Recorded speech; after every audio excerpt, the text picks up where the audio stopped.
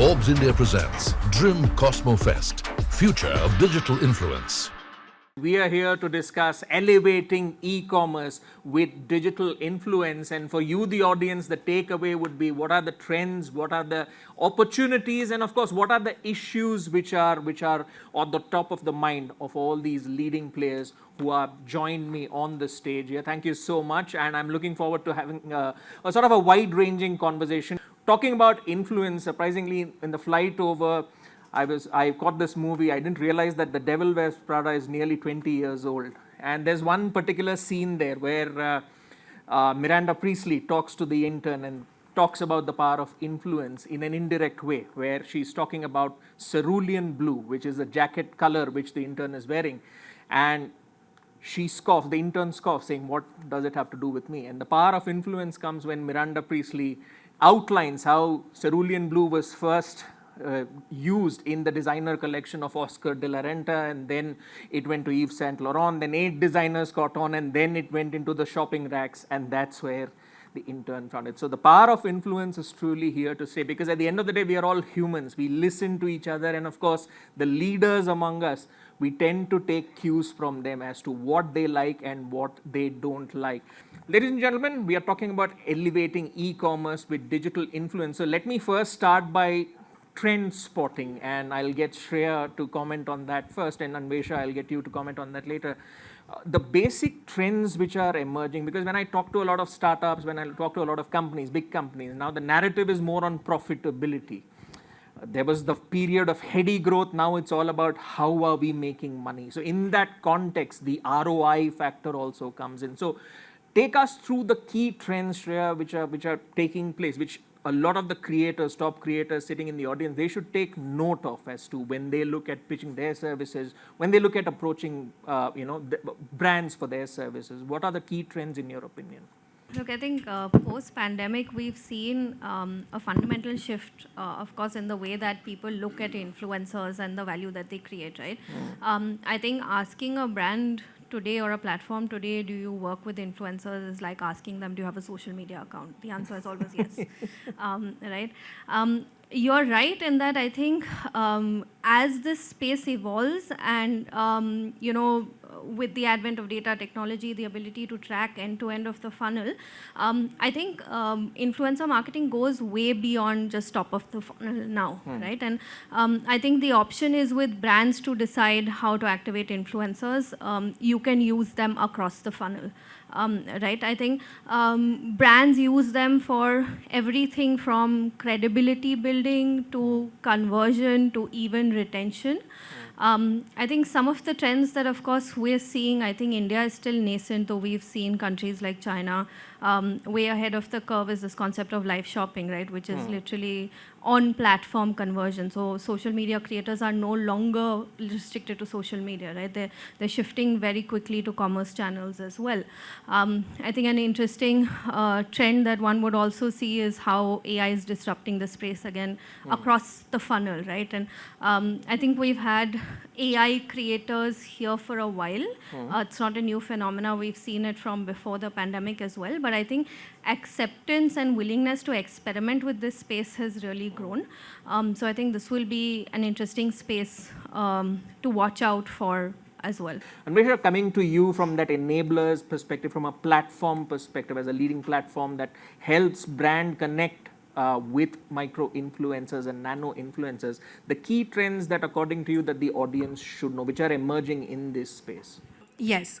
So one of the thing is recently our friend Mark bringing all the updates on social media. So we have seen Instagram having frequent updates or new platforms being introduced as threads, or even WhatsApp coming with Instagram-like features nowadays. So definitely, since it's a rise of microbloggers, right, and brands are shifting towards it, these new platforms give new opportunities for microbloggers to make their own name and visibility. So that's one. Secondly, agreeing with Shreya on the live streaming shopping, which is very popular in China. It's almost $327 billion industry in China. Globally speaking, it's $500 billion industry. And it's very popular in southeastern countries as well. In India, to some extent, Amazon has started this last sale period last year. But with the ban of TikTok and Instagram yet to improvise and take over that gap that is left after TikTok in the Indian market specifically, right? Which other social media platforms like Josh, etc., probably could not capture even 80% of that gap yet. There is a huge scope of, it's $1 million industry definitely in India that would be coming up very soon. Absolutely. So live shopping, that's the key word that you need to remember from this. And also it's interesting how creators need to keep up with new content formats which are coming in, new platforms which are coming in, where they need to be everywhere, because at the end of the day, it's also the channel mix which brands look at. They want to be where their consumers are, which means as creators, you need to be where the brands need to go. So that's another interesting trend which is emerging. Arpan, coming to you for your views on, we touched upon AI. Now there are many facets to that conversation. There's AI-driven content, AI-driven influencers. What is the sort of impact that you foresee, which you think are, a lot of the creators in the audience should know about? I would rather divide in two parts. The first being the role of AI in content. Yes, it has a huge role to play. For the last 3 to 4 months, I don't know if you have followed our social media, we have used AI extensively across the content we have created, primarily for driving moment marketing content, where the go-to-market time is reduced, cost is reduced, because you can create something super fast. When it comes to AI influencer, I primarily believe, I have seen a few brands do it, but I primarily believe it's a fad, because influencers are primarily, if you have to define influencers, someone who is on the verge of becoming a celebrity, right? They are smaller celebrities. Now, the reason you like someone is because of their nuances or some kind of connect you have with that person, right? Everyone has their own fan base. When it comes to AI influencers, I don't think that fan base or that likeness can ever be created. Keeping that in mind, but I tend to believe that AI-based customization of existing celebs, for example, what Cadbury has done with Shah Rukh Khan, right? That really works well, because you can have multiple avatars of the same person, having a customized messaging or personalized messaging for different audience base. That really works. Yeah. All right. So the many consumer cohorts which now brands deal with, AI kind of helps a lot of the micro influencers tailor their message to reach a wider audience base and a much more granular audience base, especially as customer journeys have become far, far more complicated. All right, great point. I want to now take the conversation towards more use cases so that it's a good reference for you. And also when you ask question, you can use those use cases as reference points for when you ask a question to solve a problem that you might have. So Manik, let me come to you. Any interesting experiments, especially when it comes to influencer marketing, elevating e-commerce experiences that you'd like to share with our audience here? Yeah, so we have been dabbling with influencer marketing for a long, long time, right? Since 10 years, we've been doing influencer marketing. 5 years ago at Myntra, we started having influencer shop-in-shops on Myntra, right? What we are looking at now, like how can influencers start their shows, how can they promote the brand directly, and then how can they influence the purchase journey of a customer, right? We started that something like that 5 years ago. So that was one. The other couple of, trends which we are foreseeing and we are trying to do is, one is going local. We believe that there is a lot of content and a lot of good content which is being produced by a lot of local influencers, a lot of niche influencers, a lot of people who are talking in their regional languages, and that is something which we are experimenting on. And we believe those people have a lot more connect with their audience, right? With more and more people coming online, more and more like India Next coming online. That is something which we are doing. One other thing which we are also trying to, of course, we are trying to work with DRIM to understand how can we have more data-driven influencer marketing. How can we end up at not just looking at the top metrics, saying what amount or what number of video views are happening, what kind of engagements are happening. Is it also converting? Is it also helping me get more conversions? Is it helping me get more acquisitions? So those are a few. All right. Now, in terms of the broader trends, as we look to sow a few loose ends in that conversation, for a lot of the e-commerce companies, there's always two goals, right? Acquisition and retention. And especially as the profitability focus goes up, there's also a lot of focus on the retention side, because when we look at it, acquisition is 25 times more expensive than retention. So looking at it from the lens of both acquisition and retention, I want to get your thoughts on this. Where can social media creators sort of create a stronger impact and support business growth? See, I think the effect can be felt on both acquisition and retention. But the choice to go for social media marketing or in social media influencers depends on what stage the business is in, right? And the nature of industry it is and what categories they sell, etc. For example, an up-and-coming D2C brand really needs to create its first cohort or tribe of customers. And something like an influencer being a very integral part of the initial marketing strategy makes a lot of sense, right? Whereas a general merchandise, generic e-commerce retailer who's already having, let's say, a few 100 million customers in the country, does not start with influencer marketing as a core part of its strategy, right? It is going to be an incremental add-on to the mass media marketing that they would do, right? The other is, if you look at what is happening in terms of trend, right? There's a lot of formalization of the influencer marketing players like DRIM coming in, etc. Companies are understanding more of how to handle influencers in the market. That is giving them today more control over what influencers do. Collaboration is today more than what used to be earlier the case, right? Earlier it was a lot more templatized. So I'm creating an in-house marketing content which I would use, for example, in my core marketing assets. A different variation of that used to get pushed to my influencers, right?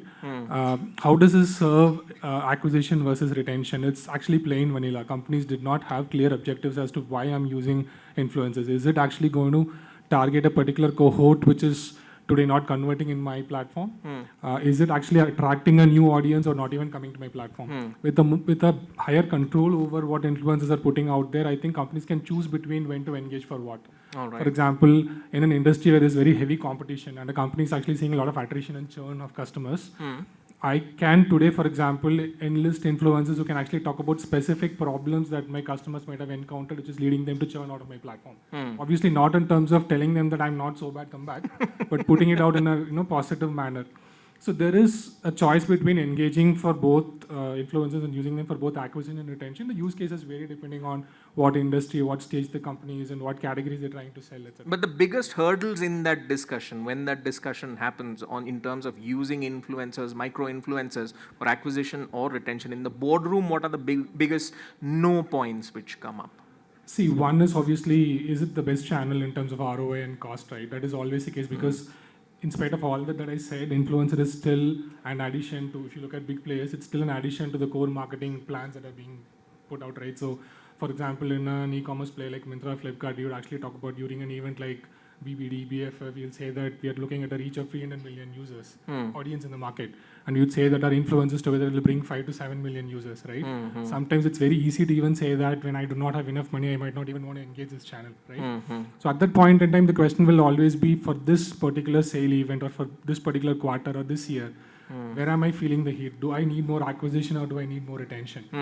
Right? It starts from there. Influencer is not, it's not like I'm starting with saying that how can I use the influencer channel? I start with saying what is my core business objective and will influencer today solve that particular objective? If influencers will solve that today, I think that acquisition can be driven today, then I'll go there. That's always the long-term perspective is always key, but it's always tougher for anyone sitting on the other side, if they're marketers or leaders, to take that long-term call, especially as the industry is so dynamic and trends change so fast. All right, let's look at how you navigate these hurdles. And Shreya, I'll ask you to wear your consultant's cap on, since you have spent a lot of time in your earlier avatar as a consultant. So, your thoughts on navigating these hurdles and the opportunity, how to you leverage opportunities correctly for a lot of the creators that come up.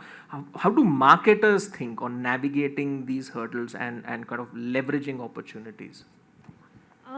Look, I think how to use this channel and how to benefit from it depends on a bunch of factors, right? I think the good and bad thing is that there is no templatized plug-and-play model, right? For every brand, objectives differ. Somebody may look at influencers as a way to increase your bottom of the funnel. For some people, it's just top of the funnel credibility building, right? So I think one, it's what is your objective as a brand or a platform, right? I think second is, I think results also vary industry to industry, right? So a beauty industry with a smaller unit value could probably, convert a lot of consumers with influencers. Maybe, like heavy goods, or even, for example, our category where price points start at 7K. It's probably not prudent to think that getting on a couple of micro influencers will convert the scale that you need, right? So I think one, it's important to acknowledge that not every industry works the same way, and hence basis that where in your consumer journey does an influencer logically fit, right? So for example, for a brand like ours, building credibility in a space like running is very important, right? So I will not look at a Virat Kohli to build credibility in running. I will look at niche running influencers who can actually talk to their small 3,000 audience base, who take them very seriously, right? And get them to actually convert users. It's not always think big, it's think context, think big Exactly, news. exactly. But there are lots of times, like he says, at a big sale where yes, you need a big entity with a 250 million following to push numbers, right? So I think it kind of boils down to what you as a brand want to achieve, which industry you're in, and then basis that who are the people that you want to work with. I think the second thing that we've sort of noticed, having done a variety of campaigns and activations and initiative with influencers, is sometimes the difference in ROI also boils down on what the idea is and how you use them, right? I think for us, basic things like wear the product and talk about it doesn't really work, right? But doing interesting things like we had done last year during Black Friday, where we had a bunch of mid-size influencers come in and pretty much ransack our store, right? That did wonderfully for us. So I think it also boils down to, and the onus is on brands to figure out what works for them, and how to use influencers. If you hope to do, the basic stuff and expect that you will get brilliant results, I think it's unfair on what the channel can deliver. So the voices need to be the same. They need to be a choir, a chorus, rather than individual voices singing separate tones. Yeah, I mean, I think it's experiment and learn, right? For every brand, different things work. I think for beauty, like try the product, buy it, works great. Maybe not for our category, and that's fine. You've got to figure out what works. It's always a learning process. All right, Arpan, let me extend this discussion also to understand the selection aspect of it, selecting the influencer. When brands look at selecting an influencer, they will also look at working with partners. So what role can partners play in helping the brands select the right influencers? Because as Shreya said, the voices need to match in terms of the proposition, the brand's identity, and of course the influencers cohort of users who go on. So how does that mix and match work to everyone's benefit? I think most importantly, the partner has a huge role to play, and maybe that's why we're here. We work with multiple partners currently. The way they help us out is primarily in quantitative understanding or analytics of the influencers. There are two parts to this. Quantitatively, how the followership of the influencers are in terms of demographics, in terms of gender, where they are from. That is also dependent on the objective of the brand, right? Reach for influencers is a given because of the distribution. But the objective is whether it's consideration building or it's imagery building for the brand, or what you're trying to do with that influencer. So basis that, the partner can help you quantitatively shortlist the influencer. For example, when we had done a campaign last year for Onam in Kerala Mario, we had created a song, anthem called Kerala Mario, which means is Kerala changing? That's the progressive stance we want to take. So the influencers we wanted to have were to amplify that song and create awareness in Kerala primarily. So we worked with Malayalam influencers, whoever can dance to that tune and who has an engagement rate of, say, more than 1.5%. That was a simple criteria. Now, once you have that list, the second part is qualitative, right? You have to go through it to see whether the influencers are fitting your brand imagery or not, in terms of what work they have done previously, how much effort do they put in to create that content. As Amit spoke about, lights, because fashion, again, is a very aspirational category, right? You don't want someone to do a shoddy job, or rather get influenced by someone who does a shoddy job, right? It's aspirational. You want to see that person as someone who is stylish, fashionable, etc. So taking all this in mind, that's how we generally go about it. The other campaign we had, say, at Ola Electric, I have to give an example, right? The kind of influencers we had for the ad. Bhuvan Bham, because first reason, biggest YouTuber in India, because we wanted to use that piece on YouTube. And secondly, he was coming out of a break. So it's not just quantitative aspects. He was on a hiatus post his parents' death, and we wanted to have him back as a part of the campaign. Say when we worked on Sneakerhood, we worked with Shantanu Hazarika to capture the pop culture event, Shantanu Hazarika, Nida, Hanuman Kind, etc., etc. So it all depends on what the objective of the brand is, what you're trying to portray, or what is the impact you want to have on the business results. Generally, agencies have helped us do this. The second part, I think it's more, again, more qualitative. Influencers are extremely difficult to work with because, because as with any good thing in life. Yeah. Not all, obviously, not all. But in my experience, there are few who are extremely difficult to work with because they might not be giving your brand that kind of time which it deserves, that kind of effort to create the content. So agencies have that relationship with them. They also suggest at times which influencer is good, the amount of effort they put in, etc., etc. So I think these are the primary things which they help with. Third, I think most importantly, which I missed, is from an analytics point of view, the biggest influencers, the celebs, have the maximum bot accounts following them. If you look at the data, you'll see around 30 to 40% plus are bots. We choose influencers. We tend to choose influencers based on the followership they have, and they charge based on followership. But if you dig deeper, you will see most of these are dead accounts, no response, nothing for many, many years. So agencies help with their tools, help us understand that as well. I think these would be the few reasons for which. So as a performance coach and as a filter to really help the brand know what kind of influencer that they are dealing with. Now, let me get in Manik and Bhuvan to get their thoughts on this as well, because while the macro influencers are at play, I also want to get your perspectives in for the micro and nano influencers. So your thoughts on the best practices that marketers can employ when they're working with partners to select the right kind of influencers, and especially in the nano and micro influencer space. There are so many influencers, right, these days, so many platforms, so many influencers. It's practically impossible for a brand or the brand team to reach out to people, to all the people, to understand who's doing well, who's not doing well, how to choose one, what not to choose. In this case, right, agency, because of their reach, because of their entire relationship with the influencers, they help a lot in filtering down, in saying, okay, these are the 200 or 2,000 influencers which you can reach out to, and these are the ones which should work for you, right? So that's one.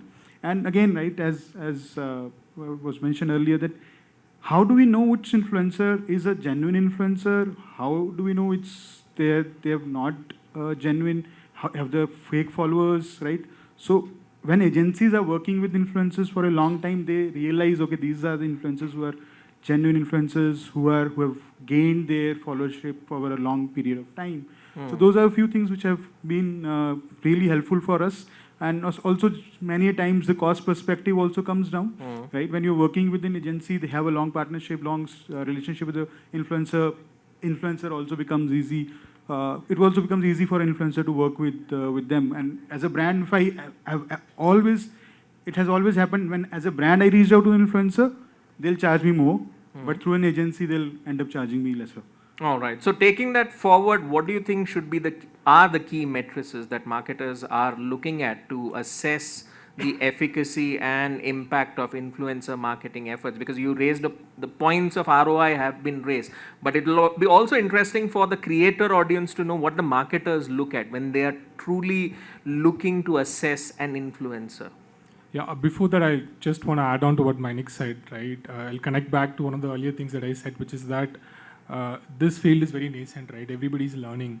And as, for example, players like DRIM and others come in, there's a lot of platformization of content creators which is happening. And with AI coming in, etc., it's not just going to help brands and companies, it's going to help the creators themselves a lot, right? And I do believe there's a lot of feedback loops, strong feedback loops which operate here, which is that, for example, brands actually will say, and companies which promote brands through influencer marketers will actually say that, see, we don't really understand what exactly is converting users from the influencer side, right? I think there's a lot of talk about bots being there. Even if bots are not there, right? There are a lot of influencers who have, let's say, hundreds of thousands of followers, right? And they'll put a post and there'll be likes, right? But they'll not come and visit. They'll not click the links. They'll not come and visit. They might come and visit. They'll keep visiting for months, but they'll never purchase, right? So there are different stages of the funnel where you can measure. But my belief is actually that all of this, right, analytics that companies will put in place, analytics that platform companies will put in place, which will help creators understand their own followers better, right? This will create a feedback loop where probably a few years down the line, we'll actually have much better understanding of which influencers actually are able to drive better value, right? If I had to just put metrics, right, at the end of the day, the proof of the pudding will be in sales, right? No matter what you do, are influencers able to drive over a, let's say, medium-term horizon, right? Are they able to drive users and customers to a platform or giving incremental sale, right? That's very important. So at a first level, I would actually measure. Today, I think almost everybody has access to technology where they're able to measure metrics across the funnel. So we typically measure for users who come from other channels, right, from other performance marketing channels. We measure every part of the funnel, from the source of that traffic to when they landed on the app to different stages of the purchase journey that they went through and when they converted in behavior, right? So there are two things that we measure. One is that what is the behavior of these users who have come in at every stage of the funnel, and how is it differential? Right? How is it different from users who come from, let's say, non-influencer marketing channels? Is it suboptimal, less efficient, more efficient? And then, if it is more efficient, is it worth the money that I'm paying, right? So that is true ROI, right?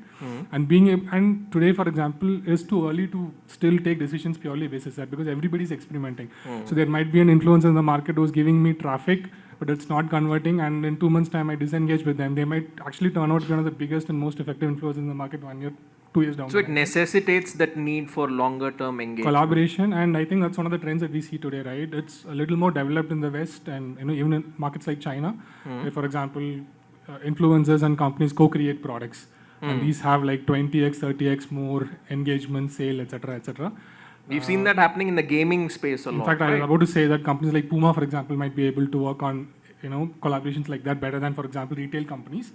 Single brands which actually are very high equity and salience, etc., right, would be able to do that better. But these are trends which will, if they go in the positive direction, will actually help us use this influencer ecosystem for better business impact. And coming back to metrics, obviously we measure everything. Your favorite metric? My favorite metric is conversion or sales, right? All right. And that has to be incremental. And when I say incrementality today, even in performance marketing, pure play performance marketing, where I'm getting traffic from Google or Facebook, even there, I think the biggest thing that every performance marketer in the world scratches their head on is what is truly incremental. If I switch off performance marketing, will my organic go by 30% more? It's a big question, right? Nobody's able to answer it truly. To be able to get to that level of clarity in influencer marketing is going to take a lot of time, which is where technology coming in and platformization happening, etc., will help. But at the end of the day, it will come down finally to conversion.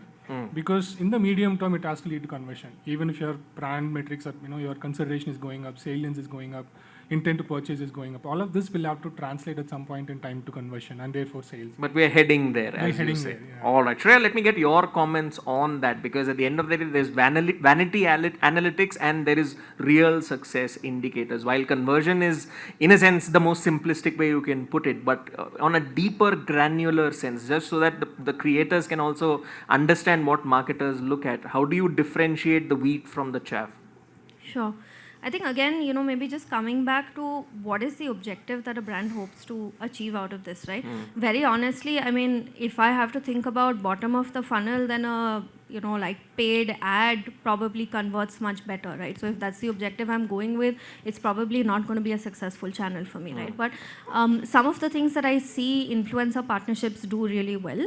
One is new cohort acquisition, right? So you spoke about gaming, right? I think we have gaming partnerships, we're doing product collabs, but also a larger marketing partnership, and we typically see it brings in a cohort that we've not spoken to before, right? And when you are in the situation where we are, where you're a market leader with 40 plus market share, you can't keep eating out of the pie, right? You have to grow the pie. So sometimes influencers help you reach a new consumer segment that you probably weren't talking to before.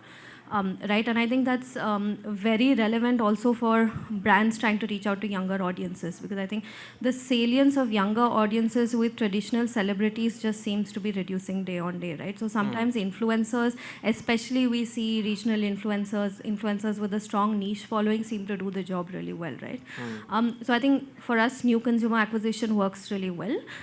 Secondly, I think maybe the lens to take again is medium term, because the way I look at it is, and I think this is a common belief that any marketer would follow, is that you need multiple touch points with the same consumer to convert them, right? So I may see an ad on my social media channel and then maybe see an influencer talk about it and then basically pass a store and then maybe see an ad for .com, and at some point it adds up, right? So can you isolate the impact that an influencer had in the final conversion funnel and pushing them down? Probably not. But could you potentially attribute that that was one of the touch points that helped in eventually converting, right? At some point, that math has to make sense. And so if you isolate and say, hey, I spent so much money on the influencer channel and my direct conversion was so much, probably, again, that's not the right use of the channel. But if you say, hey, you know what, I'm spending a bunch of money in this particular initiative or on this particular product or campaign,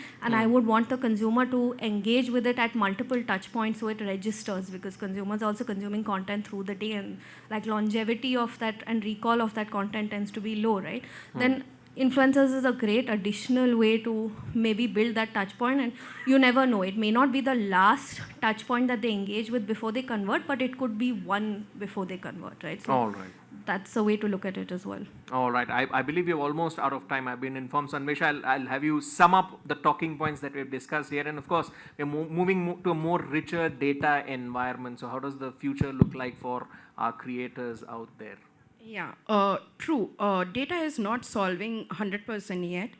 That is while we were talking about selection of partners, right? I think one of the major strengths you should look at in the partners is also their ways of working, their back-end strength, right? Because, for example, let's talk about a fashion brand here. Your data would say that this blogger would convert and he is, from the segment of fashion. But the human interference comes in to check the relevancy, that if they are talking about street fashion, luxury fashion, etc., right? And that is where data is yet to improvise on. With AI coming in, yes, content problems get solved, cost problems get solved, but we are yet to solve for much deeper problems, definitely. And these problems keep coming up, but the fun is in finding out the solutions, because that's where the magic happens. In the meanwhile, I'd like to thank all of our panelists for taking the time and speaking with us and enlightening us on this topic of elevating e-commerce with digital influence. And on that note, maybe we can get up, and it's time to present the mementos. As Yulia had explained to us, there are stars named after the stars in business who have joined us. So maybe this is our opportunity to felicitate them accordingly. I believe we have Arpan's name first. Arpan, if you can. All right, there you go. Thank you so much. Can we have a loud round of applause for Arpan? Thank you so much. A star named after you. Next up is Shreya Sachdev. Shreya, thank you so much for joining us. Pleasure. And here's a star named after you. All right. Manik is up next. Manik, thank you so much. Pleasure to speak with you. Here you go. A star named after you. Perfect. Thank you so much. And finally, Bhuvan. Bhuvan, thank you so much for taking the time. Pleasure speaking with you. Fantastic. Thank you so much, everyone, for enlightening us. Forbes India presents DRIM CosmoFest, Future of Digital Influence.